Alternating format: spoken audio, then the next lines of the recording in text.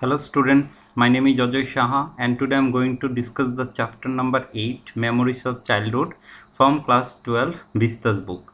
So in this chapter we'll discuss the part 2 regarding We Too Are Human Beings written by Bama. So in the last video we have discussed about the cutting of my long hair written by Jit Kalasa. We have already discussed in the part 1 video. Now today in this part 2 video we'll discuss about the second part, We Too Are Human Beings. So let's start it. I'll read the chapter and I'll explain the difficult word meaning also. So before you read, Bama is the pen name of a Tamil Dalit woman from a Roman Catholic family. So বামা হলো একটা ডাক নাম। কার ডাক নাম? এটা তামিল দলিত ফ্যামিলিতে belong করে এবং তারা রোমান ক্যাথলিক ফ্যামিলি, মানে ক্যাথলিক খ্রিস্টান কমিউনিটির একটা ফ্যামিলি, যেখানে সে তামিল পাশাপাশি সে তামিল দলিতের ক্যাটাগরিতেও পড়ে এবং ওনার নাম হলো বামা।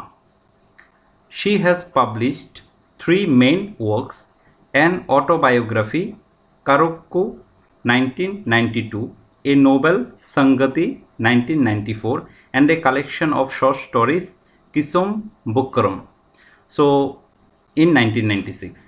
সো এখানে ওনার কাজগুলি বলছে যে বামা, যিনি এই গল্পের ন্যারেটর বা রাইটার, তিনি টোটাল 3টা মেইন কাজ করেছেন। এর মধ্যে একটা অটোবায়োগ্রাফি, যেটা হলো কারক্কু, এবং এই যে চ্যাপ্টারটা নেওয়া হয়েছে we are also human being, we too are human being, এই চ্যাপ্টারটাও কিন্তু এই কারক্কু থেকে নেওয়া হয়েছে, যেটা অথরের অটোবায়োগ্রাফি। সো অটোবায়োগ্রাফি কি সেটা আমরা প্রথম ভিডিওতে বুঝিয়েছিলাম যে অথর এখানে নিজের লাইফের একটা পার্ট তিনি ডিসকাস করছেন, এই কারণে এটাকে অথর নিজের লাইফ স্টোরিটাকে নিজেই এখানে এক্সপ্লেন করেছেন, এই জন্য এটাকে অটোবায়োগ্রাফি বলা হয়।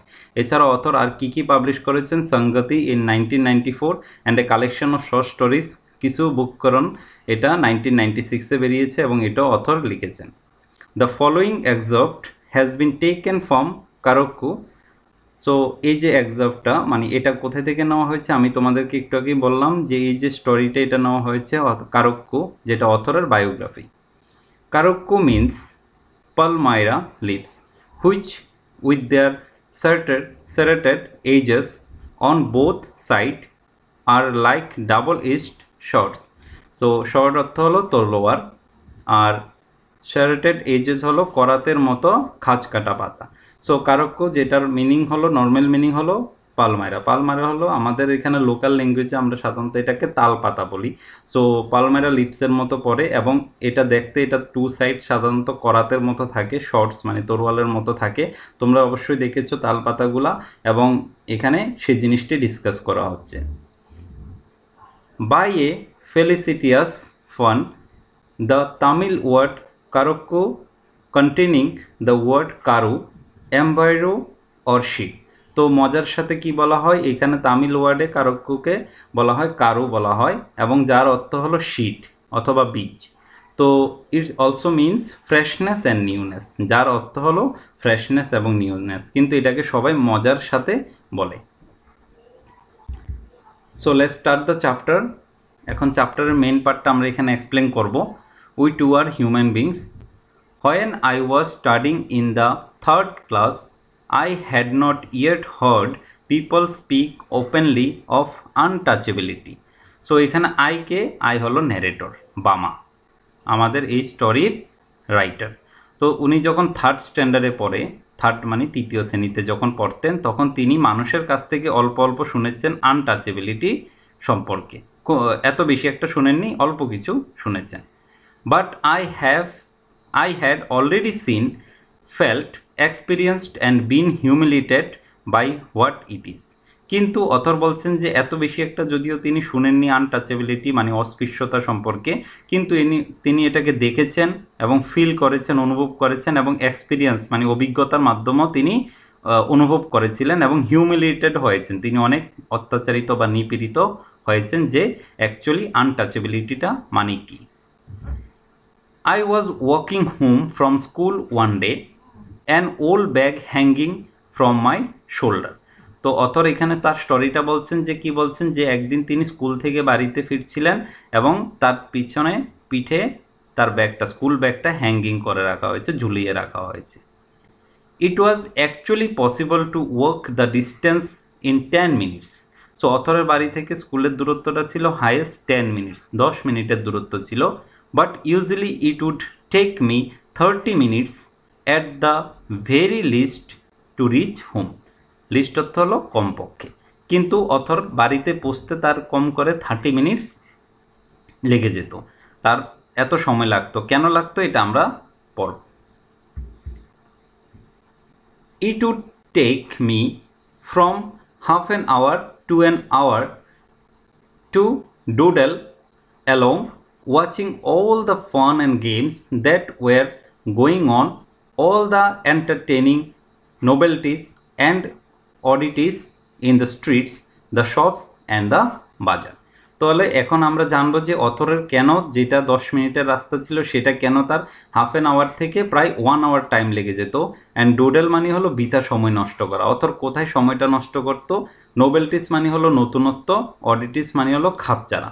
তো অথরের যে 10 মিনিটের রাস্তার এটা কোথায় কোথায় তার সময় নষ্ট হতো? তিনি যে রাস্তায় যেতে যেতে watching all the fun and games, সমস্ত রাস্তার মধ্যে যত রকমের ফান এবং গেমস হতো সবগুলি উনি দেখতে দেখতে যেতেন, এবং যত ধরনের এন্টারটেনিং মানে যত ধরনের হাসি মজাকের যে নতুনত্ব বা পুরনো জিনিস সমস্ত কিছু রাস্তার মধ্যে উনি দেখতে দেখতে যেতেন। শপস, বাজার, যেখানে যেখানে যা যা করতো উনি সেগুলিকে দেখতে দেখতে যেতেন। এটা সাধারণত বাচ্চাদের একটা হ্যাবিট থাকে, ওরা রাস্তা দিয়ে চলার পথে বিভিন্ন দোকানে, রাস্তার কিনারে কি কি হচ্ছে সেগুলির উপর ওরা নজর দেয়। তো অথর যখন তখন তিনি মাত্র 3rd স্ট্যান্ডার্ডে পড়াশোনা করতেন এবং তার মধ্যেও সেই বৈশিষ্ট্যটা রয়েছে। দ্য পারফর্মিং মাঙ্কি, তো তিনি কি কি দেখতেন এখন আমাদেরকে ডিসকাস করছেন। তিনি দেখতেন যে মাঙ্কিস, বানরদের খেলা দেখতেন। The snake which is snake charmer kept in its box and displayed from time to time. এবং কি দেখতেন যে স্ন্যাক চার্মার, তোমরা এখানে ছবিতে দেখতে পাও, এবং স্ন্যাক চার্মার যিনি সাপুরে যাকে আমরা বলি, এবং তার যে বক্সের মধ্যে সাপ থাকতো এবং সাপটাকে বের করে সে টাইম টু টাইম সেটাকে দেখাতো। The cyclist who had not got off his bike from 3 days, এবং একজন সাইকেলিস্টকেও তিনি দেখতেন। গট অফ কথার অর্থ হলো নিচে নামা, যে 3 দিন ধরে তার সাইকেল থেকে নামেনি, 3 দিন ধরে কন্টিনিউ সে সাইকেলটাকে চালাচ্ছে। And who kept pedalling as hard as he could from break of day. So break of day মানে হলো সকাল থেকে, প্যাডেলিং হলো পা দিয়ে চাপা। তো সে সকাল থেকে কন্টিনিউয়াসলি পা দিয়ে সে সাইকেলটাকে চাপিয়ে চাপিয়ে এখানে কিছু একটা দেখাচ্ছে। অ্যাজ হার্ড অ্যাজ মানে হলো যতটুকু সম্ভব, যতটুকু সে পাচ্ছে, মানে তার পরিশ্রমে তার হার্ডওয়ার্ক যতটুকু করার চেষ্টা করছে সে ততটুকুই সে করছে, পা দিয়ে চাপিয়ে সে এখানে কিছু একটা দেখাচ্ছে। The rupee notes that were pinned on it on to his shirt to spot him on. তাহলে পিন ধরতে হলো যুক্ত করা, স্পার অর্থ হলো উৎসাহ দেওয়া। তো তার যে সাইকেলিস্ট ছিল সে সাইকেলিস্টের শার্টের মধ্যে বিভিন্ন ধরনের টাকা নোটস লাগিয়ে দেওয়া হয়েছে তাকে উৎসাহ দেওয়ার জন্য, মানে তার যে গেমটা সে দেখাচ্ছে এটাকে অনেক মানুষ পছন্দ করছে এবং সবাই তাকে কিছু না কিছু টাকা তার শার্টের মধ্যে লাগিয়ে দিচ্ছে। দ্য স্পাইনিং উইল, অথরা কী কী দেখছেন? Spinning will. দ্য মারিয়াটা টেম্পল, যে মারিয়াটা টেম্পল ছিল এটা সাধারণত তামিলনাড়ুতে আছে এবং অথরের যে লোকালিটিতে উনি থাকতেন সেই লোকালিটিতে আছে Mariyata temple. The huge bell hanging there, এবং ওই টেম্পলের সামনে বড় বড় বেল ঝুলানো ছিল সাধারণত যেটা আমরা দেখি। The Pongal offering being cooked in front of the temple, এবং যে টেম্পলের সামনে কি থাকতো? পঙ্গল। পঙ্গল হলো এ ধরনের একটা রেসিপি নাম, এবং সেই রেসিপিটা যেগুলো ঠাকুরকে অফারিং করার জন্য ওই টেম্পলের সামনে ঝুলিয়ে দেওয়া হতো। The dried fish stall by the statue of Gandhi, তো গান্ধীর মূর্তির পাশে কি ছিল? ড্রাইড ফিশ মানে হলো মাছ ভাজা বিক্রি করতো, সেখানে স্টল ছিল। দ্য সুইট স্টল, এবং মিষ্টির দোকান ছিল। The stall selling fried snacks, এবং ফ্রাইড মানে হলো ভাজা, স্ন্যাক্স মানে হলো বিভিন্ন জাতের খাবার, এবং ওইখানে খাবার বিক্রি করতো সে স্টলের মধ্যে করে।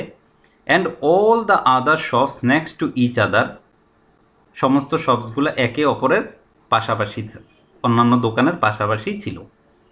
The street light always demonstrating how it could change from blue to violet. Violet হলো বেগুনি কালার, ডেমনস্ট্রেটিং মানে হলো ডিসপ্লে করা বা দেখানো। এবং রাস্তার যে লাইটসগুলি ছিল সেগুলি বিভিন্ন রকমভাবে চেঞ্জ হতো, এগুলি ব্লু থেকে ভায়োলেট কালারের মধ্যে চেঞ্জ হতো এবং এগুলার ডেমনস্ট্রেট সেখানে দেখাতো। The Narikuravan hunter gypsy with his wild lemur in cages. Narikuravan হলো তামিলনাড়ুর একটা হান্টার, একটা কমিউনিটির নাম, যাদের মেইন অকুপেশন ছিল হান্টারিং করা। এবং তারা তাদের হান্টারিং যে জিপসি ছিল, জিপস গাড়ি যে কার ছিল তাদের, ওই কারে করে তারা লেমর মানে হলো মাংকিদেরকে সেই কেজে করে এনে ওখানে দেখাতো, বাজারের মধ্যে দেখাতো। তো নারী ক্রোবান হলো একটা কমিউনিটির নাম, একটা জাতির নাম। তাদের কাজ ছিল হান্টিং করা। তারা কি করতো? সেলিং নিডলস বিক্রি করতো, ক্লে বিটস বিভিন্ন মাটির সামগ্রী বিক্রি করতো, and instrument for cleaning out the years এবং কান পরিষ্কার করার বিভিন্ন ধরনের যে যন্ত্র সেগুলি তারা বিক্রি করতো। Oh I could go on and on. লেখিকা, এখানে আই বলতে কি লেখিকা, এবং লেখিকা বলছেন আমাদেরকে সেইগুলি দেখতে দেখতে কন্টিনিউ পুরোটা রাস্তার মধ্যে যেতে থাকতো। Each things would pull me to a stand still and not allow me to go any further. বলছে প্রত্যেকটা জিনিসই আমাকে কি করতো? আমাকে টেনে রাখতো, মানে লেখিকাকে এত আকর্ষিত করতো যে তিনি ওগুলি দাঁড়িয়ে দাঁড়িয়ে সেগুলা দেখতেন। At times, people from various political parties would arrive. ঠিক সে সময় বিভিন্ন পলিটিক্যাল পার্টিসের যে লোকেরা সেখানে আসতো। পুট আপ এ স্টেজ, তারা সেখানে স্টেজ তৈরি করত। অ্যান্ড হ্যারেং আজ থ্রো দেয়ার মাইকস। হ্যারেংস অর্থ হলো লম্বা বক্তৃতা দেওয়া বা ভাষণ দেওয়া। এবং তারা কি করত? পলিটিক্যাল পার্টির বিভিন্ন লোকেরা আসতো এবং সেখানে স্টেজ তৈরি করতো এবং তারা হ্যারেং করত। হ্যারেঙ্গাস মানে হলো বক্তৃতা দিত মাইকসের মাধ্যমে। তারা মাইকস দিয়ে বড় বড় বক্তৃতা তারা এখানে দিতে থাকতো। Then there might be a street play, তারপর এখানে একটা রাস্তার খেলা, বিভিন্ন ধরনের খেলা থাকতো। অর এ পাপেট কথার অর্থ হলো পুতুল শো থাকতো এখানে। তোমরা এখানে ছবিতে দেখো সাধারণত এই সমস্ত কিছু ওই সাউথ ইন্ডিয়ার, বিশেষ করে তামিলনাড়ু সাইডে এগুলো খুব famous. Or a no magic no miracle stunt performance. তো এখানে বিভিন্ন ধরনের স্টান্ট পারফরমেন্সও হতো, সেটার নাম ছিল নো ম্যাজিক নো মিরাকেল, এরকম জাতীয় নাম দিয়ে বিভিন্ন ধরনের পারফরমেন্স করানো হতো। All this would happen from time to time, এগুলো বিভিন্ন সময়ে হতো। বিভিন্ন সময়ে মানে হয়তো সব সময় চলতো বা মাঝে মাঝে বিভিন্ন সময় বিভিন্নটা থাকতো। But almost certainly there would be some entertainment or other going on. কিন্তু সবসময় বলছে যে কিন্তু সবসময় সবগুলো না থাকলেও নিশ্চিত রূপে কিছু কিছু জিনিস কিন্তু কন্টিনিউ সবসময় চলতে থাকতো। ইভেন আদারওয়াইজ, সেগুলি ছাড়াও there were the coffee clubs in the bazaar, এবং বাজারের মধ্যে একটা জায়গাতে কি পাওয়া যেত? কফি পাওয়া যেত। The way each waiter cooled the coffee, এবং ওই কফি যারা বিক্রি করতো, যে ওয়েটাররা ছিল যারা, সেগুলোকে কফিটারকে কি করতো? কোল মানে ঠান্ডা করতো। Lifting a tumbler high up and pouring its content into a tumbler held in his other hand. তো এখানে তোমরা দেখতে পাও যে কপিটা কিভাবে তারা কোলিং করতো। তারা এক হাতে একটা কন্টেনার দিয়ে সে কপিটাকে ঢালতো এবং আরেকটা কন্টেনারের মধ্যে কপিটা পড়তো। এইভাবে তারা কি করতো? কপিটাকে ঠান্ডা করতো। তো সেই জিনিসটা লেখিকার কাছে খুব এন্টারটেনিং লাগতো এবং সে দাঁড়িয়ে দাঁড়িয়ে ওগুলা দেখতেন। or the other or the way some people sat in front of the shops chopping up onion, এবং কিছু কিছু লোক কি করতো? দোকানের সামনে বসে তারা চপিং অর্থ হলো কাটা, কি কাটতেন তারা? অনিয়ন কাটতেন তারা। দেয়ার আইস turned other elsewhere so that they would not smart, এবং লেখিকা বলছে তারা খুব স্মার্ট ছিলেন। কেন? কারণ তাদের চোখগুলিকে অন্যদিকে ঘুরিয়ে রাখতেন যেন তাদের চোখগুলি না জ্বলে। সাধারণত আমরা জানি পেঁয়াজ কাটার সময় আমাদের চোখের মধ্যে তার যে ঝাঁজ লাগে এবং আমাদের চোখ জ্বলজ্বল করে উঠে, তার জন্য আমরা কি করি? সাধারণত চোখ অন্যদিকে ফিরিয়ে নিই। Or the almond tree growing there and its fruit which was occasionally blown down by the wind, এবং সেখানে আর কি থাকতো? লেখিকা আমাদেরকে কি বলছেন? আলমন্ড মানে হলো বাদামের গাছ থাকতো, এবং যেগুলো অকেশনালি মানে হলো সব সময় না, এটা পার্টিকুলার একটা টাইমে ব্লো ডাউন মানে নিচে পড়ে যেত বাই দ্য উইন্ড। বাতাস যখন ছুটতো তখন বাদাম গাছ থেকে বাদামগুলো নিচে পড়ে যেত। All this sights taken together would tether my legs and stop me from going home. Tether অর্থ হলো বেঁধে দেওয়া। তো বলছে যে এই সমস্ত জিনিসগুলো আমাকে বেঁধে রাখতো এবং আমি এগুলি দাঁড়িয়ে দাঁড়িয়ে বাড়িতে যাওয়ার পথে দেখতাম। অ্যান্ড দেন তারপরে according to the season there would be mango, এবং যে পার্টিকুলার যে সিজনে ম্যাঙ্গো পাওয়া যায় সেই সিজনে কী কী পাওয়া যেত? Mango, cucumber, sugar cane, sweet potato, plum শুটসের ছবিটা তোমরা দেখতে পারো, যেরকম আমাদের এখানে ব্যাম্বু শুট আছে, তো ওখানেও প্লাম শুট ছিল, প্লাম শুট পাওয়া যায়। গ্রামস তোমরা দেখতে পারো এখানে ছবিতে। প্লাম সিরাপ মানে যেটা আমরা খেজুরের রস হিসেবে চিনি, অ্যান্ড প্লাম ফ্রুট যেটা তাল, গোয়াভাস অ্যান্ড জ্যাকফ্রুট। তো এই সমস্ত জিনিসগুলো ওখানে সিজনাল যে ফ্রুটসগুলো এগুলো পাওয়া যেত এবং লেখিকা এগুলো দেখতেন। Every day I would see people selling sweet and savoury fried snack. তো সেবরি মানে হলো মশলা মিশ্রিত। তোমরা এখানে দেখতে পারো এই ছবিটাতে এরকম মানে প্রত্যেক সময় মানে বলছে যে প্রতিদিনই মানুষ কি বিক্রি করতো? বিভিন্ন ধরনের সুইটস বিক্রি করতো এবং সেবরি হলো মশলাদার বিভিন্ন ধরনের ফ্রাইড স্ন্যাক্স মানে বিভিন্ন ধরনের ভাজা খাবার বিক্রি করতো। পায়াসাম মানে হলো পায়েস, তোমরা এখানে ছবিতে দেখতে পারো। হালওয়া হালওয়া আমরা অনেকে আমাদের এখানে লোকালেও চলে এটা। বয়েলড ট্যামারিন্ড মানে হলো তেঁতুল, বয়েল করা থাকতো সেগুলো, সেদ্ধ করা। অ্যান্ড শিটস অ্যান্ড আইসড লোলিস মানে হলো আইসক্রিমের এই ধরনের জাতের আইসক্রিমও সেখানে লেখিকা দেখতেন রাস্তার মধ্যে। গেজিং অ্যাট অল দিস, সমস্ত কিছু তিনি দেখতে দেখতে যেতেন। One day I came to my street. এবার লেখিকা মেইন যে গল্পটা সেটা আমাদেরকে বলছেন, যেটা নিয়ে মেইন গল্পটার থিমটা আছে, এবং লেখিকা বলছেন যে আমি আমার স্ট্রিটের মধ্যে এসেছি। মাই ব্যাগ স্লাং অর্থ হলো ঝুলে থাকা, ওভার মাই শোল্ডার আমার পেছনে ঝুলেছিল। অ্যাট দ্য অপোজিট কর্নার, রাস্তার অপোজিটে, though a threshing floor had been set up. Threshing floor তোমরা দেখতে পাও, সাধারণত এটাকে আমরা মারাই করা হিসাবে চিনি। মারাই যেখানে আমাদের জমি ধান উঠলে এবং সেটাকে আমরা কি করি, সেটাকে বিভিন্ন গরু বা ট্রাক্টর দিয়ে আমরা ওই গ্রেনসগুলিকে, তার শস্যগুলিকে আলাদা করা হয়, ধানগুলিকে সে স্ট্র থেকে আলাদা করার যে প্রসেসটা সেটাকে বলা হয় থ্রেশিং ফ্লোর। তো বলছেন যে লেখিকা বলছেন যে রাস্তার অপোজিটে একটা থ্রেসিং ফ্লোর সেট আপ করা হয়েছিল। And the landlord watched the proceeding, এবং ল্যান্ডলর্ড যে জমির মালিক সে সমস্ত কিছু সে প্রক্রিয়াটা দেখছে। Seated on a piece of checking spread over a stone লেজ। তো একটা পাথরের উপর কি করা হয়েছে? সেকিং হলো সাধারণত কিছু কার্পেট জাতীয় কিছু, সেটাকে স্প্রেড করে দেওয়া হয়েছে, মানে ওই যে স্টোনটাতে ল্যান্ডলর্ড বসেছিল সে স্টোনটার উপর সেটাকে দিয়ে তারপর ল্যান্ডলর্ড সেখানে বসে সে সমস্ত কাজগুলিকে অবজার্ভ করছিল যারা অন্যরা কাজ করছিল। Hour people were hard at work. Hour people বলতে লেখিকা তার গ্রামের যে লোকদের কথা এখানে বলছেন যে আমাদের মানুষরা খুবই হার্ড অ্যাট ওয়ার্ক মানে তারা খুবই পরিশ্রমী লোক। ড্রাইভিং ক্যাটেল ইন পেয়ার্স, এবং পেয়ার্স মানে জোড়া করে ক্যাটেলস পশুদেরকে চড়াচ্ছিলেন। রাউন্ড অ্যান্ড রাউন্ড এগুলিকে ঘোরাচ্ছিলেন বারবার। ওই যে থ্রেশিং ফ্লোর ছিল সেটার মধ্যে এখানে রাউন্ড করে তোমার ক্যাটেলদেরকে মানে পশুদেরকে এখানে চড়াচ্ছিল। To thresh out the grain from the straw. কেন করছিলেন? থ্রেড আউট মানে হলো আলাদা করা। ওই স্ট্র থেকে মানে যে খের ছিল, আমরা যে ধানের স্ট্র দেখি সেটার থেকে গ্রেন মানে শস্যগুলিকে আলাদা করার জন্য সেটার উপর মারাই দিচ্ছিল। দ্য অ্যানিমালস ওয়ার মাজেল কথার অর্থ হলো মুখ বেঁধে দেওয়া। তোমরা দেখতে পাচ্ছ ছবিতে মাজেলড, সাধারণত গরুদের এরকমভাবে মুখ বেঁধে দেওয়া হয়। So that they would not help themself to the straw. তাহলে কেন করা হয়? তারা যেন ওই স্ট্রটা না খেতে পারে। আই স্টুড ফর এ ওয়াইল দেয়ার, আমি কিছু সময় সেখানে দাঁড়িয়েছিলাম। ওয়াচিং দ্য ফান, এবং লেখিকার কাছে এটা খুব মজার লাগছিল কারণ এখানে বারবার ঘুরে ঘুরে ওরা ওই পশুদেরকে এখানে চড়াচ্ছিল, এবং কেন চড়াচ্ছিল? তার থেকে ওই স্ট্র থেকে গ্রেনগুলিকে আলাদা করার জন্য। আর লেখিকাকে এটা খুব ভালো লাগছিল, সেজন্য উনি দাঁড়িয়ে দাঁড়িয়ে এটা দেখছিলেন। জাস্ট দেন, ঠিক সেই সময়, an এল্ডার of our street came along from the direction of the বাজার।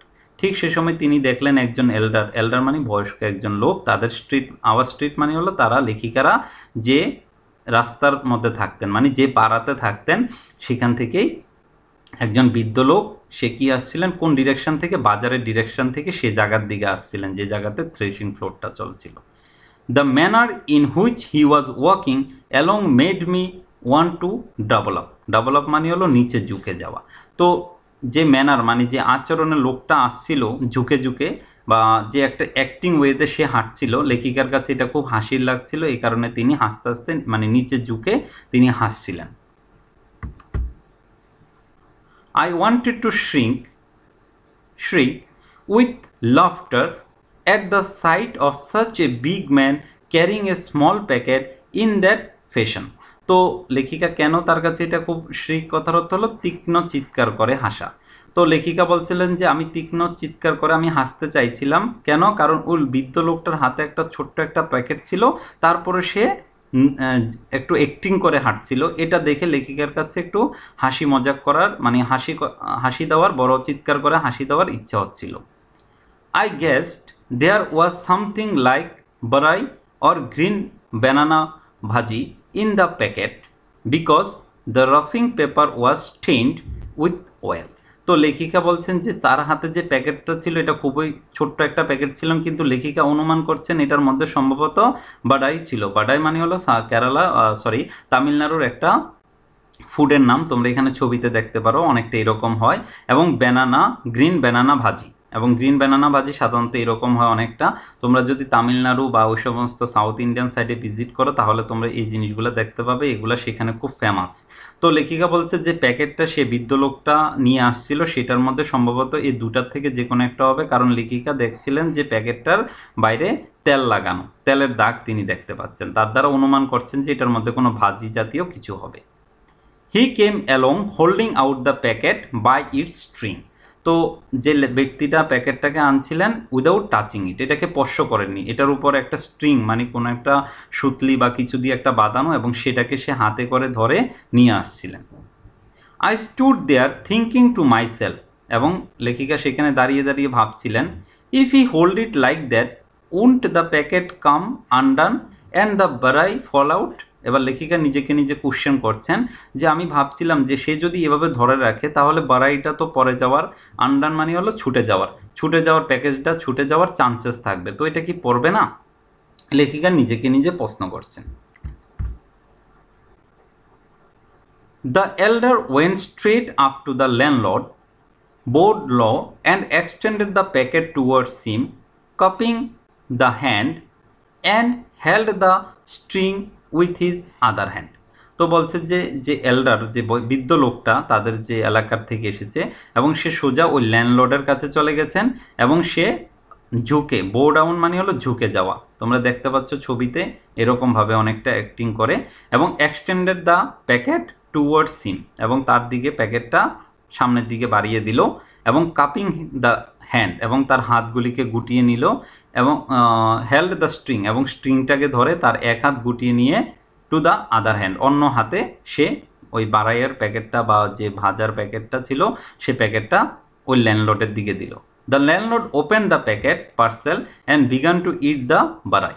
তাহলে প্যাকেটের মধ্যে বাড়াই ছিল, এবং ওই ল্যান্ডলর্ড সে কী করলো, প্যাকেটটা পার্সেলটা ওপেন করলো এবং সে বাড়াইগুলো খেতে শুরু করলো।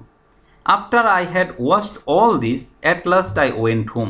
তো লেখিকা সমস্ত কিছু দেখার পরে সে বাড়িতে গেল। মাই এল্ডার ব্রাদার ওয়াজ দেয়ার, লেখিকার যে বড় ভাই সেখানে ছিল। I told him the story in all it's comic details. তো লেখিকার কাছে এই সমস্ত সিচুয়েশনগুলো, কারণ লেখিকা তখন ভালো করে উনি খুব ছোট ছিলেন, এত ভালো করে তিনি আনটাচেবিলিটি, অস্পৃশ্যতা সম্পর্কে তিনি এত ভালো একটা আইডিয়া এখনও তার হয়নি।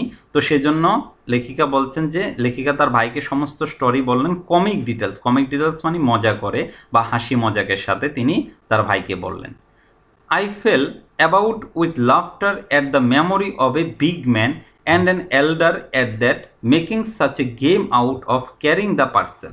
এবং লেখিকা বলছেন যে আমি আমার ভাইকে সমস্ত কিছু বললাম এবং হাসতে হাসতে বললেন, এবং ওই যে বড় লোকটা এবং যে এল্ডার লোকটা যে ওয়েতে তারা মানে খেলার ছলে তারা, লেখিকার কাছে ওটা খেলা লাগছিল, এবং খেলার ছলে সে পার্সেলটাকে যে ক্যারি করলো এটা লেখিকা গল্পের আকারে হাসতে হাসতে তার ভাইকে বলল। But Annan was not amused কথার অর্থ হলো চমকানো বা আশ্চর্যিত হওয়া। আনান হলো তামিলনাড়ুতে বড় ভাইকে আনান হিসাবে ডাকা হয়। কিন্তু তার ভাই যে আনান সেটাতে সে কথা শুনে সে কোনোভাবে চমকায়নি। Annan told me the man was not being funny when he carried the package like that. তো আনান সে বড় ছিল, সে সমস্ত কিছু বুঝতে পেরেছে। অ্যাকচুয়ালি লেখিকার কাছে এটা ফান লাগছিল, তার কাছে এটা অনেকটা খেলার মতো লাগছিল, কিন্তু আনান সে সমস্ত সিচুয়েশনটা সে বুঝেছে এটা কেন হচ্ছে, এবং সে তাকে বলল যে এটা অ্যাকচুয়ালি সে কি করছে না, সে ফানি করছে না, এটা মজা করছে না সে। He said everybody believed that they were upper caste and therefore must not touch us. তাহলে সে বলছেন যে সে সমস্ত কিছু তাকে বললেন যে অ্যাকচুয়ালি তারা হলো আপার কাস্টের এবং আমরা হলাম লোয়ার কাস্ট, এবং সেজন্য তাদেরকে টাচ করা যাবে না। If they did they would be polluted. যদি তারা তাদেরকে টাচ করে তাহলে আপার কাস্টে লোয়ার কাস্টের তারা যদি আপার কাস্টে তাদেরকে টাচ করে তাহলে তারাও নাকি পলিউটেড হয়ে যাবে। That's why he had to carry the package by string. এ কারণে সে ওই যে লোকটা প্যাকেজটা ক্যারি করছিল সে তার স্ট্রিং করে মানে তার সুতলি ধরে তাকে আলাদাভাবে এনেছিল। হোয়েন আই হার্ড দিস, যখন আমি এটা শুনলাম, I did not want to laugh anymore and I felt terribly sad. এবং লেখিকা বলছে যখন আমি এটা শুনলাম তারপর থেকে আমি আর হাসিনি, এবং লেখিকা এটা খুবই সে দুঃখ পেয়েছে এতে। How could they believe that it was disgusting if one of us held that package in his hand, even though the barai had been wrapped first in a banana leaf and then parceled in paper. তো লেখিকা এখন question করছে যে কিভাবে এটা polluted হতে পারে, এবং এটা খুবই ডিসকাস্টিং তার কাছে লাগছে যে কিভাবে এটা পলিউটেড হতে পারে। কারণ ওই লোকটা এক হাতে প্যাকেজটা ধরলো, প্যাকেজটা কোনোভাবে পলিউট হবে না, কারণ এটার ভিতরে যে বারাইটা ছিল সেটা রাপিং করা মানে হলো মোড়া। কিসের মোড়া ছিল? বানানা লিফ। সো বানানা কলা পাতা দিয়ে সেটাকে মোড়াই করা ছিল, এটাকে পেঁচানো ছিল, দেন পার্সেল ইন পেপার, তারপর এটাকে আবার পেপারে পার্সেল করা হয়েছে, প্যাকেট করা হয়েছে। তাহলে ওই লোকটা যদি হাতে করে ধরে প্যাকেটটা আনেও তাহলে এটা কিভাবে এটা পলিউট হতে পারে।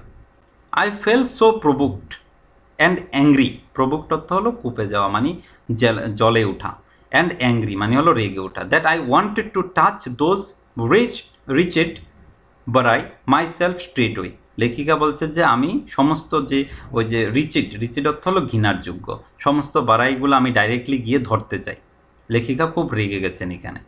Why should we have to fetch অর্থ হলো bring মানে আনা, and carry for this people I wandered. এবার লেখিকা ভাবছেন যে কেন আমরা ওই সমস্ত লোকদের জন্য এগুলা নিয়ে আসব। Such an important elder of ours goes meekly to the shops to fetch snacks and hands them over reverently. So reverently মানে হলো শ্রদ্ধার সাথে, এবং মিকলি মানে হলো নম্রভাবে। তো বলছে যে এরকম একটা বৃদ্ধ লোক দোকানে গিয়ে তার জন্য এত নম্রভাবে তার জন্য খাবার আনার কি দরকার পড়েছে। Boeing and shrinking to this fellow who just sits there and stuffs them into his mouth. এবং বলছে যে ওই লোকটার জন্য যে লোকটা এখানে চুপচাপ শুধু বসে রয়েছে এবং সে কিছু বলছে না, এবং ওই লোকটার জন্য কেনই বা এগুলা আনবে। তো এগুলা লেখিকা চিন্তা করে তার মধ্যে খুবই একটা রাগ উঠেছে।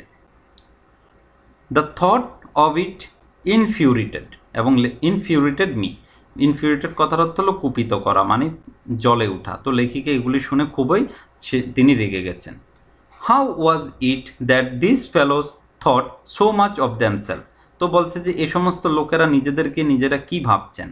Because they had scrape 4 coins together. Did that mean they must lose all human feelings. তো লেখিকা বলছে তারা মাত্র 4 পয়সা কামাই করে ফেলেছে, উপার্জন করে ফেলেছে দেখে তারা কি নিজেদের মধ্যে যে হিউম্যান ফিলিংস সেটা কি হারিয়ে ফেলেছে। হিউম্যান ফিলিংস হলো মানবতাবোধ বা মানুষের যে মানবতাবোধ ফিল করা সেটাকে কি তারা হারিয়ে ফেলেছে। বিকজ 4 coins দে স্ক্র্যাপড। তো তারা 4 পয়সা উপার্জন করে ফেলেছে দেখে তাদের মধ্যে কি আর মানবতা নেই। But we too are human beings. এবার যে আমাদের যে গল্পটার মূল টাইটেল সেটা লেখিকা বলছেন যে আমরাও মানুষ, আমাদের মধ্যে ফিলিংস আছে।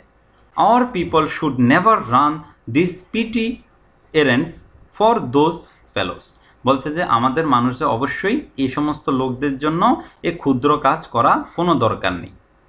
We should work in their field, take home our wages and leave it at that, বলছে আমরা কাজ করব তাদের ফিল্ডের মধ্যে এবং আমরা আমাদের ওয়েজেস যে আমাদের পারিশ্রমিক মূল্য সেটা নেব, then leave it at that, এবং তারপরে ওইটা ছেড়ে চলে আসবো, ওই ফিল্ড ছেড়ে চলে আসবো, আমাদের কোনো এক্সট্রা কাজ করার বা এদের সামনে ঝুঁকে থাকার কোনো দরকার নেই।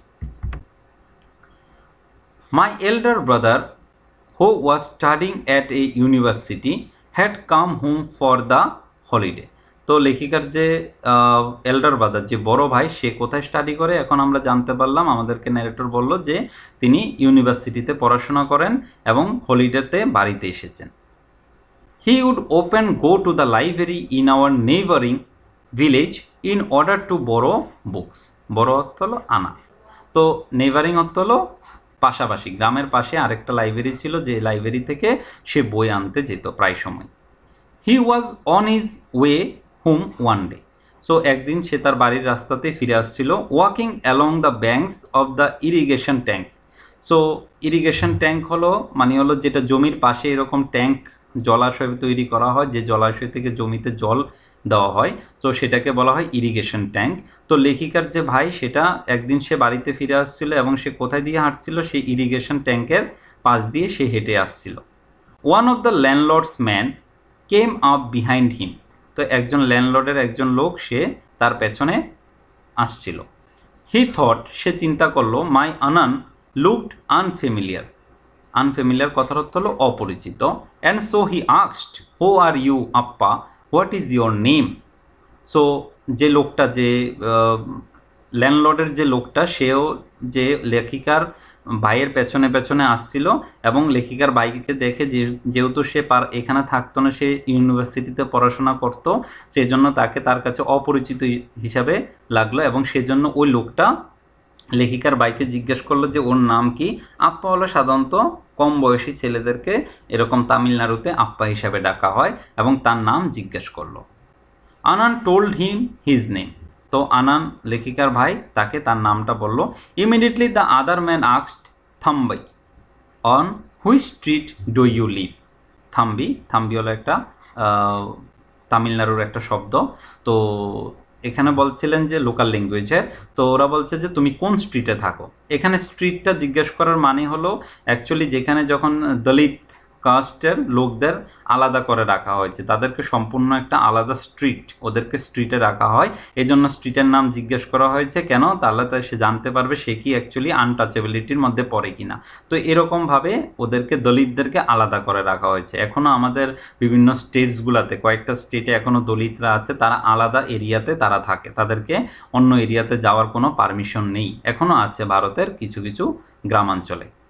The point of this was that if he knew on which street we lived, he would know our caste too. So যেটা আমি একটু আগে বললাম, যদি সে কেন স্ট্রিটের নামটা জিজ্ঞেস করলো যে তুমি কোন রাস্তার এখানে থাকো, কারণ স্ট্রিট দিয়ে ওদেরকে রিকগনাইজ করা হয় যে ওরা কোন অ্যাকচুয়ালি কি আনটাচেবিলিটির মধ্যে পড়ে নাকি ওরা আপার কাস্টের মধ্যে পড়ে। Annan told me all this things, তো লেখিকার ভাই লেখিকাকে এই সমস্ত গল্পগুলি বলল।